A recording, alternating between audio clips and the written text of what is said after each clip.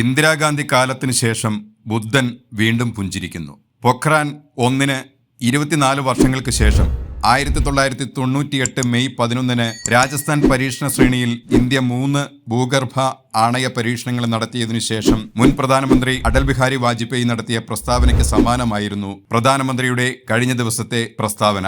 അന്ന് 2 ദിവസങ്ങൾക്ക് ശേഷം ഇന്ത്യ വീണ്ടും 2 പരീക്ഷണങ്ങൾ കൂടി നടത്തി. 1974 മെയ് 18 രാജസ്ഥാനിലെ പൊഖ്റാൻ ടെസ്റ്റ് റേഞ്ചിൽ ഇന്ത്യ ആദ്യത്തെ ആണവ ബോംബ് വിജയകരമായി സ്ഫോടനം ചെയ്തപ്പോൾ മുൻ പ്രധാനമന്ത്രി ഇന്ദിരാഗാന്ധി ബുദ്ധൻ പുഞ്ചിരിക്കുന്നു എന്ന കോഡ് സന്ദേശം നൽകുകയായിരുന്നു. ഗൗതമ ബുദ്ധന്റെ ജനനത്തെ അടയാളപ്പെടുത്തുന്ന ഉത്സവമായ ബുദ്ധ പൗർണമിയിലായിരുന്നു ഇന്ദിരാഗാന്ധി ഇത് പരീക്ഷിച്ചത്. അതിനാലാണ് ഈ കോഡ് നാമം.